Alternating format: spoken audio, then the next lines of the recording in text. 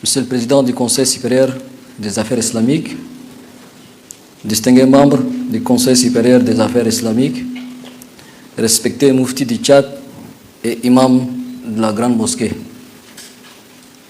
Mes chers frères, je voudrais tout d'abord rendre grâce à Dieu, le Tout-Puissant, le clément et le miséricordieux qui a voulu que nous puissions arriver à ce jour hautement béni et nous associer à la Oumma Islamia pour célébrer cette fête de l'Aïd al-Adha al-Mubarak. Permettez-moi de saisir cette opportunité pour vous exprimer mes vifs remerciements et toute ma gratitude pour le vœu de paix, de santé et de bonheur que vous avez si gentiment formulé à mon endroit, à l'endroit de ma famille et à la nation tout entière. En retour, je tiens à vous adresser mes vœux le meilleur, vœux de santé, de paix et de prospérité à vous-même, à vos familles respectives et à l'ensemble du peuple tchadien. Puisse Allah le Tout-Puissant exaucer nos prières, agréer nos actions, unifier nos cœurs et renforcer notre foi. Mes chers frères oulémas, 2 mois et 10 jours après la fête du Ramadan, nous voici rassemblés de plus belle pour fêter cette fois-ci la Tabaski dans la joie et la sérénité. Cette grande fête qui nous rappelle la soumission d'Ibrahim à Dieu lorsque celui-ci lui a demandé de sacrifier son fils unique Ismaël. La foi du prophète Ibrahim fut grande à telle enseigne qu'il décida de se soumettre à la volonté divine pour offrir son unique fils avant que Dieu lui envoya un bélier pour le sacrifice. Que cet esprit d'abnégation qui caractérise cette fête puisse nous inspirer et nous guider.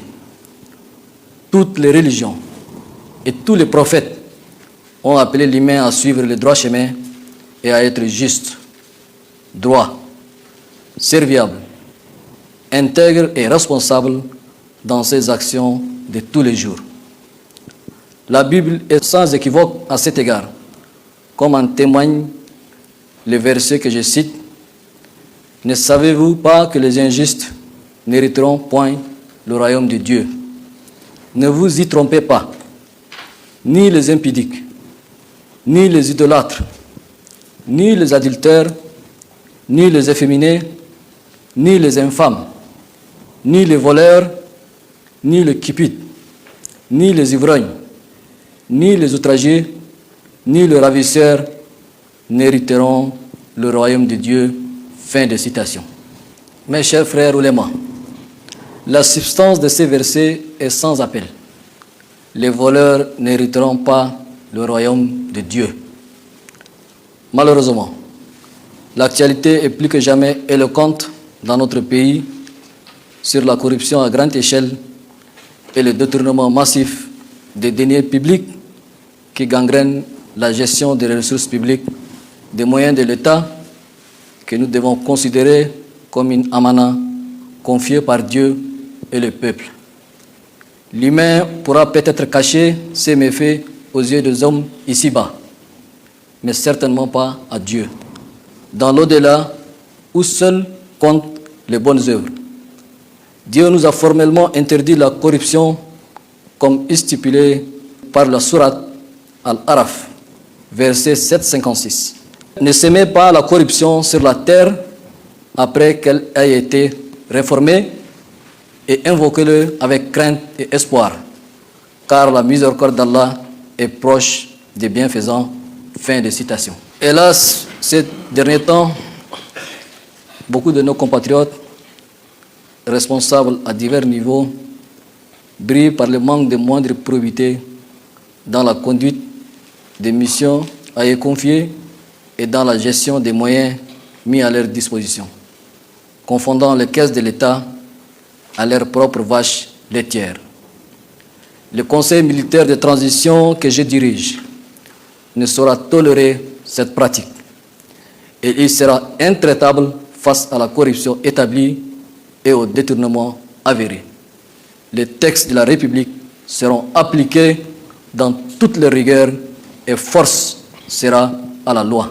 Notre fermeté sur la récente affaire communément appelée HHT Gate émane de notre engagement profond et résolu contre la corruption et le détournement dans notre pays. À ce jour, les efforts inlassables des services spéciaux de sécurité, de renseignement et d'investigation financière qui ont détecté le détournement survenu à la HHT ont permis de récupérer plus de 80% des ressources dérobées. Les investigations sont en cours pour mettre la main sur le dernier franc détourné. À l'issue de ce travail d'investigation, le dossier sera remis à la justice. À cet égard, je voudrais d'ores et déjà remercier vivement ces dignes fils et filles du Tchad, membres et responsables des services spéciaux qui ont conjugué leurs efforts avec méthode, sérénité et discrétion pour parvenir à démanteler ces réseaux mafieux. La lutte contre la corruption est certes un combat difficile, tant dans cette pratique néfaste est ancrée dans notre société, mais le Conseil militaire de transition fait sienne cette mission et en appelle au concours et au soutien de tous. Les leaders religieux, les acteurs politiques, les associations de la société civile, les bonnes volontés, les personnes ressources, les magistrats, les éducateurs et les partenaires internationaux sont appelés à soutenir nos efforts qui visent à éradiquer la corruption. La célébration de cette grande fête marquant la fin du Hajj me donne l'occasion d'appeler mes compatriotes à craindre Dieu et privilégier l'intérêt et le bien-être de la nation toute entière. J'en appelle spécifiquement à l'implication active des hommes de Dieu que vous êtes pour nous aider à avoir des citoyens modèles, imbus de discipline, de nationalisme, du sens du devoir et guidés par la défense de l'intérêt général. Vous devez amener par vos prières, vos orientations et vos conseils tous les Tchadiens à épouser les valeurs d'intégrité, de loyauté et de recevabilité envers la nation. Il ne suffit pas d'avoir uniquement des dirigeants justes. Dans l'histoire de l'humanité, beaucoup de peuples ont péri alors qu'ils avaient des prophètes pieux et serviables comme dirigeants. Des villes entières ont péri parce qu'elles ont provoqué la colère de Dieu par les méfaits de leur population, comme cela est illustré à merveille par les versets de la sourate Al-Khaf 18-59 que je cite.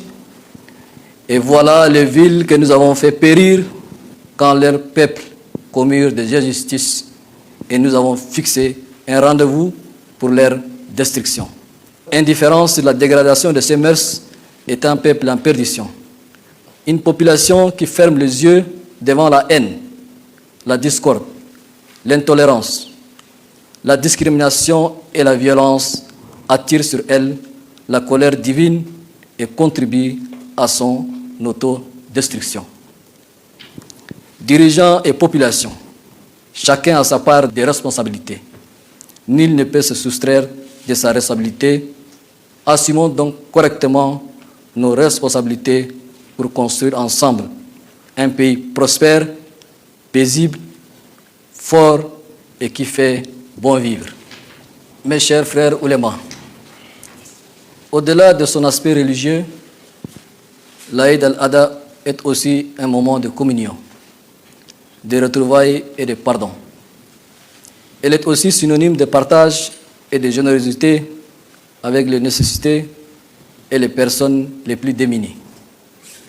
En droite ligne de la tradition tchadienne, elle nous offre l'opportunité de témoigner de notre solidarité avec tous nos compatriotes, d'ici et d'ailleurs, qui pour une raison ou une autre affrontent des difficultés inhérentes à la vie. Que Dieu sème la joie dans tous les cœurs meurtris et fasse rayonner de joie le visage de tous les fils et filles du Tchad. Ensemble, donnons-nous la main pour un Tchad beau, grand et pluriel. Eid Mubarak à tous les Tchadiens, à tous ceux qui ont choisi de vivre avec nous, chez nous. Que Dieu bénisse le Tchad.